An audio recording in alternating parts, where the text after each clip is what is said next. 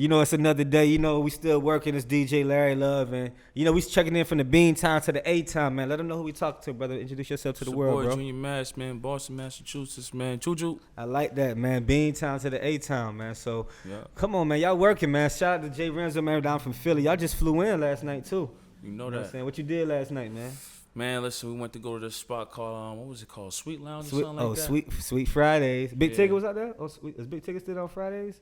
Yeah, it was lit. It was lit. They had some strippers in there too, Oh, damn. Our thing, through some But money. the pandemic got Atlanta juke. Every club got a fucking stripper downtown. Yeah, we Strippers was eating. downtown. They just started setting up a pole right behind us. We like, we about to get lit. Let me get 2 bottles, man. That's dope, man. Is the Boston vibe like that too in the club? How's the Boston vibe in the club? Yeah, on the hip hop side, is it more like like a bar style? Like what I'm saying, you may have a little stage. It's different. Like a lounge is a lounge. Okay. A bar is a bar. You know what I'm saying? Over here, Okay. I just like how they get mixy with it. You know what I'm saying? Yeah. A lounge turned to a club real quick. You know what I'm saying? Real quick. Food good too. Yeah, the food was smacking. Yeah, food good. Ordered like 50 wings in that bitch. Man. So this your first time in Atlanta? Yeah, my first time in Atlanta. Oh man, I like this. So you taking this shit serious right now? Nah, man. it's be on shit, man. It's Word, be on man. shit. Word. So coming up from Boston, man. What got you to this point to say it's time now? What's the time is now? Like what made you want to put the foot on the gas in 2021? Because how long you been doing this shit? So now, cause like I said, it's like I've been doing this music shit for like a year now, as far as the artist route. See, the serious artist route. Yeah, but before I was a producer at one point. I just Okay. came from doing an interview. I was letting people know, like, straight up, the reason why I'm even here right now is because I'm not cutting corners anymore. You know what I'm saying? Facts. And I'm no longer in the system. You know what I'm saying? Facts. I just ducked 15 years. My deal was 8. I finally, smacked that joint, cracked the system in the head. Man, So now I'm like, amen. yo, you know what I'm saying? Amen. Now I'm like, listen, gotta all clap to that all- shit. You know that, man. You know what I'm Listen. saying? So I'm like, listen, all this shit that I had for a sorry story for if I'm away, I'm like, I'm gonna take some time and put my budget aside to really invest in myself and do this for real. And that's the way to do it, man. Because the reason I say that's the way to do it, not because it's a different world. Right. You know what I'm saying? Even just 5 years ago, 7 years ago, you can go, make a few songs at the studio and then mob the streets and then go viral, get your song played, maybe on the radio. Then, Right, but what's right. next? Exactly. You know what I'm saying? So now that it's a digital world perspective, you got to aim it a different way. Exactly. You know what I mean? Exactly. So I'm glad you made it down here, brother. You know what I'm saying? So we definitely might have to go out tonight, get your song played in the club or some shit. Holler at a few DJs or something, man. So do you fuck with DJs back in Boston? Yeah, off the top? I fuck with Boston because Okay. I ain't really tell you too much when we talk. That's why I Okay. like this podcast. It's really Okay. off the top. Yeah, Like yeah. you don't really know me. I don't really Yeah, know yeah, you. yeah. So I'm gonna put you on. Like Okay. I was a producer at first. Okay. I was an engineer, but I was a like a producer making beats. I was an engineer. I was a producer trying to put artists together, do all that. You know what I'm Okay. saying? But in between those like phases, I was always doing time. You know what I'm saying? And then when I finally had a nice little run, the artists I invested my time in always was doing time. So it just got to a point I just fell back. You know what I'm saying? I had a studio just sitting there collecting dust. I ended up renting it out. You know what I'm saying? But my last joint that I really got knocked for, they ended up evicting my studio, selling all my equipment. So then I was like, when I came home, I didn't feel like buying equipment, doing all that. So I said, you know what? Let me just go the artist route. Got to. You know what I'm You saying?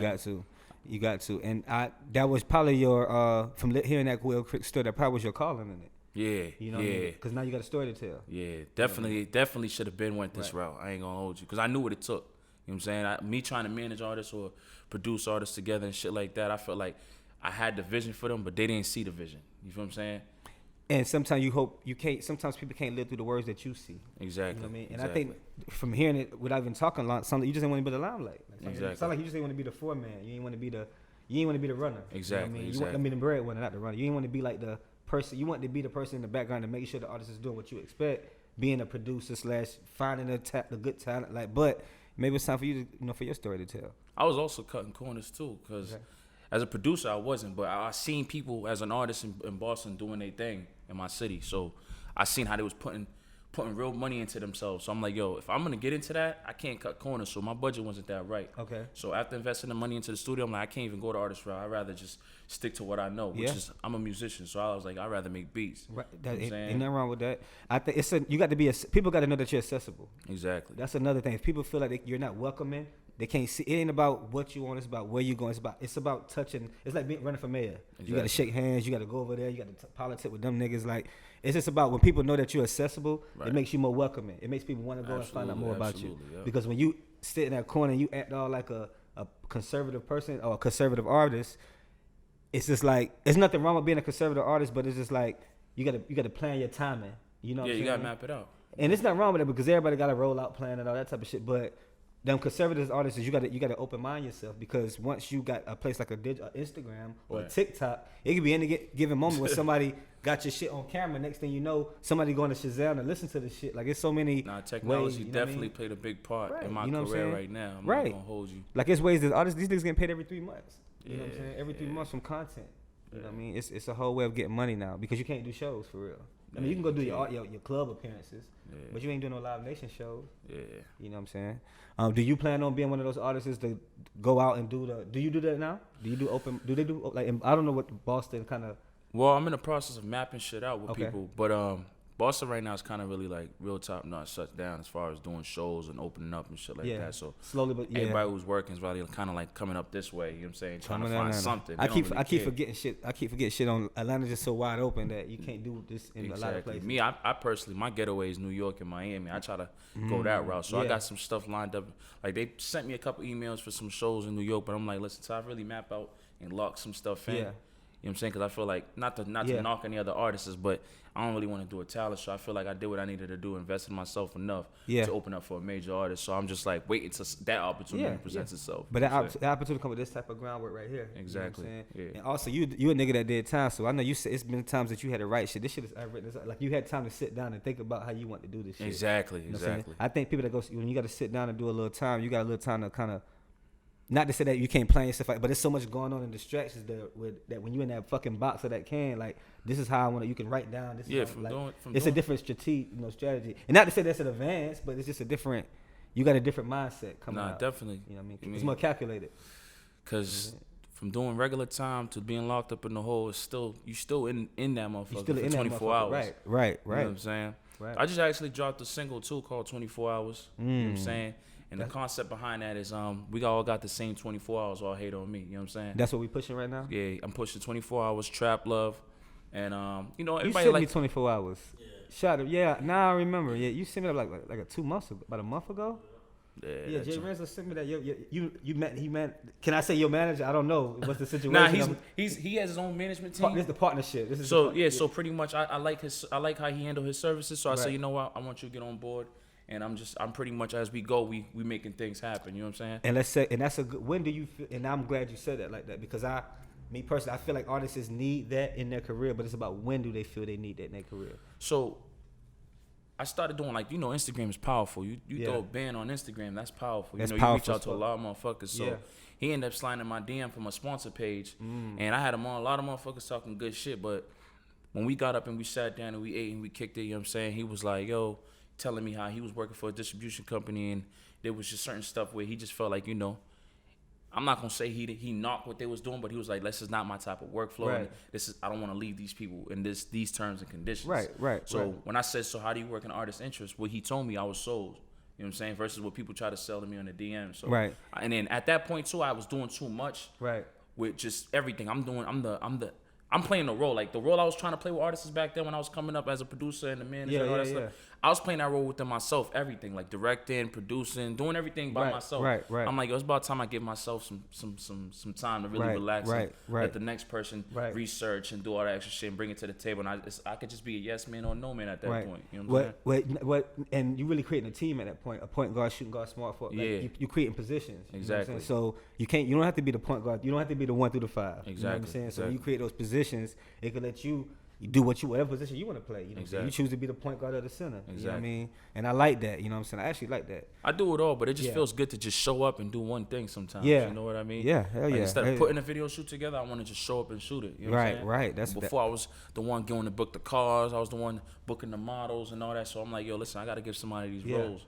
It's good. It's good to have an advocate, bro. Yeah. Because your advocate can have plugs too. It's more professional too. It's funny because, like, when a motherfucker represents you to another individual, People take you a little more serious. they take you a little more serious. Yeah. Versus you come out, you seem a little thirsty as an artist. You know what I'm saying? Yep. Somebody walk up like to a DJ, be like, "Look, I got this artist over here. I'm a listen. I feel like they're more." And that's just me being a DJ. If I could be in a club DJing, you can walk up to, "Hey, bro, shit, play my song. I got this, and that's cool." But if it represents, "Hey, bro, this is my artist over here. We doing this." I'm like, all right. I'm gonna listen to it. I don't know why, but it's about me feeling like you taking it more serious because you got that advocate for you. Exactly. Ain't nothing wrong with that, bro. That's the way. I think that's the way to go. Yeah. In a sense, because like me, like when I used to be a party promoter and all that shit too, but I used to be sometimes sitting in rooms with niggas, and I always remember like nigga could say the wrong shit and it just piss me the fuck off, and I just and I can just blow the whole deal. So me having my mans that was the media, the negotiator, they can say so, and I just give them that look like, damn, you know, put my head down because I know and I let him talk. So sometimes it's good to have that, because some shit like I'm just that I can get ticked off quick when I hit the wrong shit. At least you're coachable, man. Some people, you know what I mean, right. They don't got when sometimes when you see red, you see red. Right. You know what I'm saying? Facts, but if you got facts. that person, it's the connection too. If the person you rocking with, you got a connection with him, he know how to talk to you. He know how to tame you. You know what I'm saying? Right. Sometimes I'll go left and Renzo's like, yo, Juju, keep it cool. Right, you know what I'm saying? Right. Ain't nothing wrong with that, man. And it's good to have those kind of, like I said, I know Renzo. I mean, he came out here two years ago. You know, shout out to my boy Terrell, man. Hip hop since 1987, man. You know, these urban times now. You know what I'm saying, doing this thing personally, but it's that network from Philly to Atlanta to Boston. It's like, you know, once you work those independent networks, it gains and it builds momentum. Right, you know what I'm saying? Right. You never know who somebody knows, who somebody can see on your page from like posting these days is just so random. Like, you know what I mean? It's all about people. It's the perception, bro. That's all it is. And then touching the right shoulders. Exactly. You know what I'm saying? Exactly. Touching the right, especially networking too. Yeah, you got to. I actually wish you brought a video with you. Yeah, I got several videos out right now. I got see, my newest one right now is Trap Love. Okay. That's doing numbers right now. You know what I'm Okay. saying? It's featuring a Boston artist from my city. Okay. Smoke Bolger, you know, he just got signed MMG. Word. Okay. Also 24 Hours is featuring an artist from my city, D the Flyers. Right. You know what I'm saying? He's Right. doing his thing in my city too. Right. He got a feature with Lil Baby. Okay. Lil Baby was hot, just coming out. Right. I got some features with a lot of talented motherfuckers in my city too. So it's like I'm just working right now, man. Yeah. You know what I'm saying? So you are you an artist naturally by heart? Because you know I'm the type of nigga to make a nigga bring these bars out, make a nigga freestyle on point. You know what I'm saying? But I respect the songwriters, the singers. I ain't gonna put you on point like that because you a Philly nigga. So Philly niggas, you a Boston nigga. You a Boston nigga. Yeah. Y'all rappers, you know what I'm saying? Y'all rapping.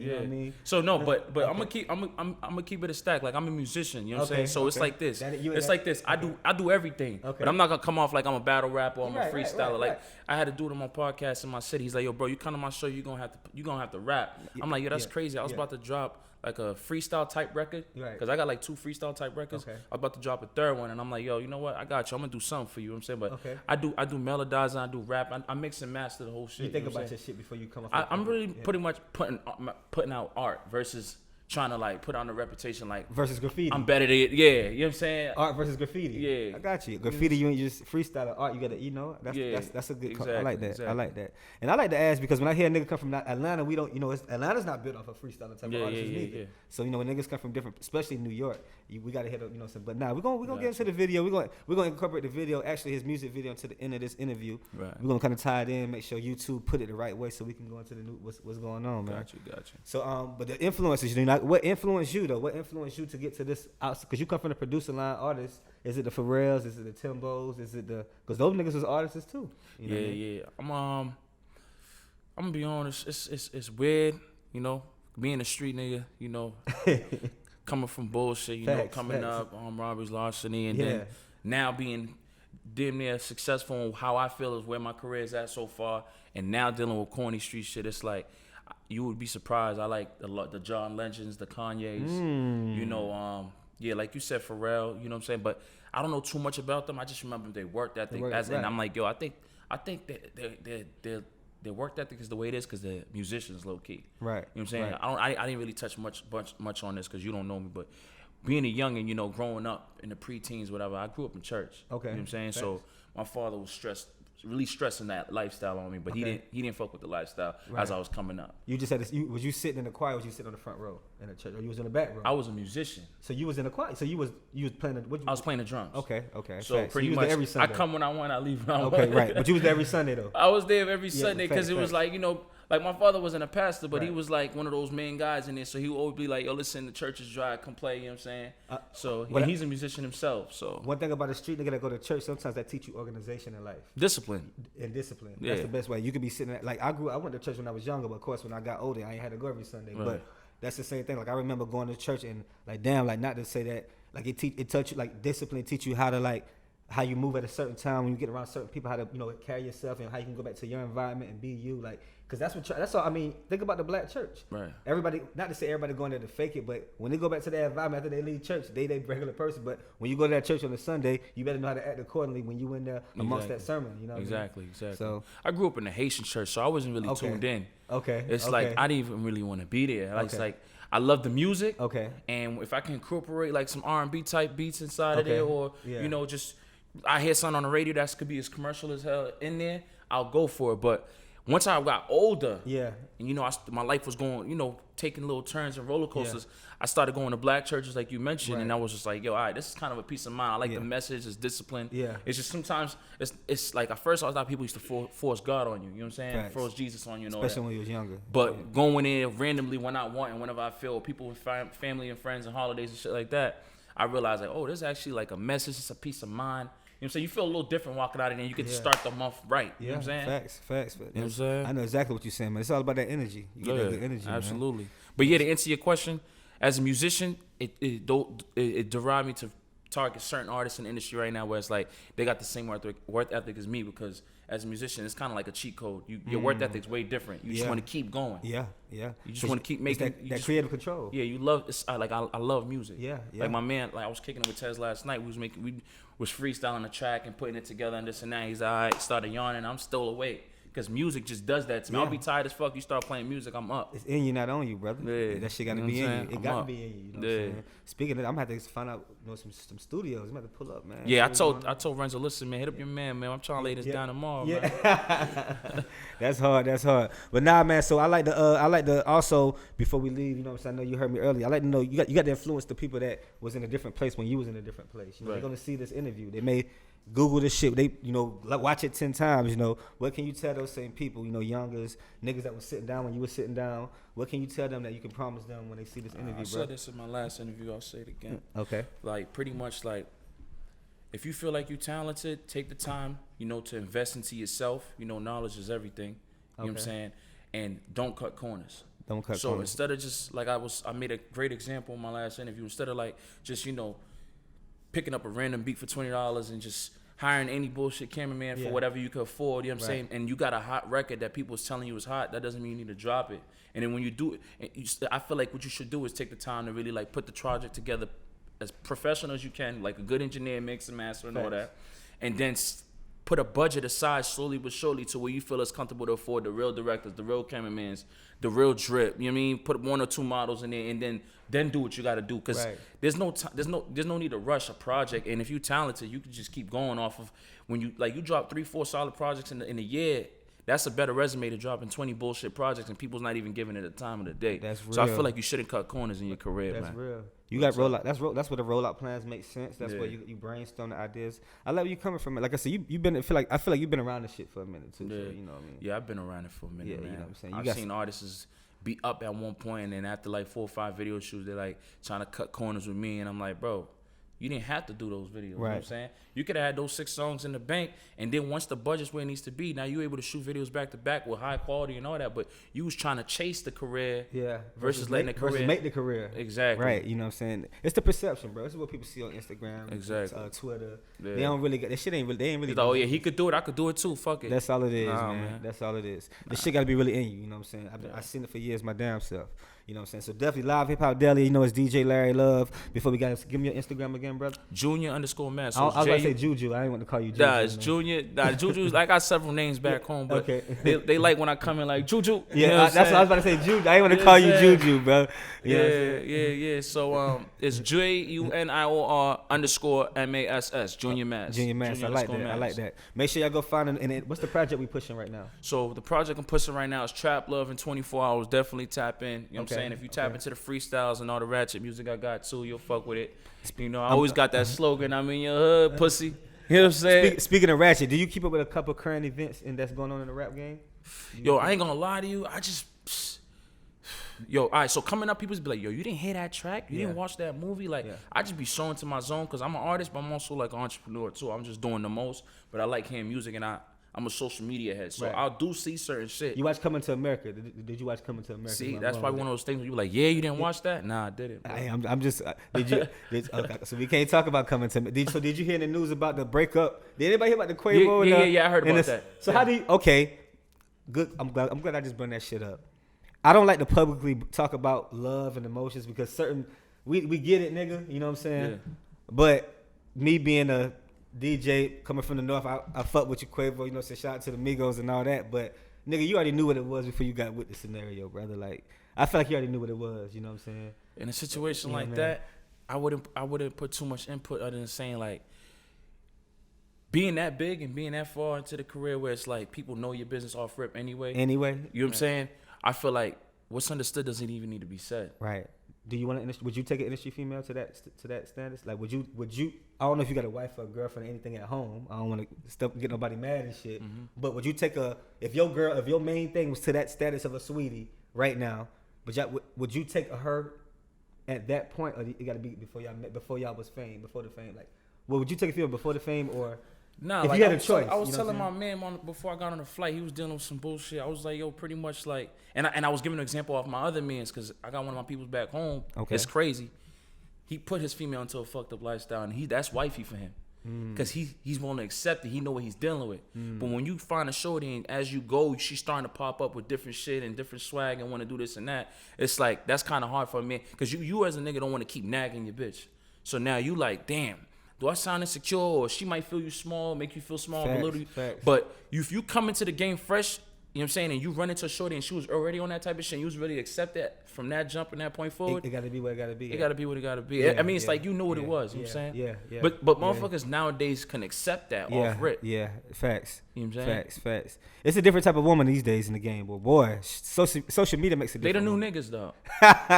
Niggas think they You right. pimps. Nah, Nah. I ain't pimps, man. Females are pimps, man. Yeah, you low right. key, man. You right though. You know what I'm saying? They over here, they still, yo, listen, they got That's the funny. game laced up, man. That's funny. That's I funny. ain't gonna lie to you, man. The shit I'm like the low key bestie for a lot of females, so they be putting me on this shit. I'm just Yeah. like, yo, thank you for telling me that for my sake. You know what I'm saying? Thank you for putting me on. Yeah, man, that's one of my slogans too. You know, I'm bestie saving your girlfriend's phone, my nigga. Live Hip Hop Deli, man. It's DJ Larry Love, man. Junior Master, we Choo out choo. here, man.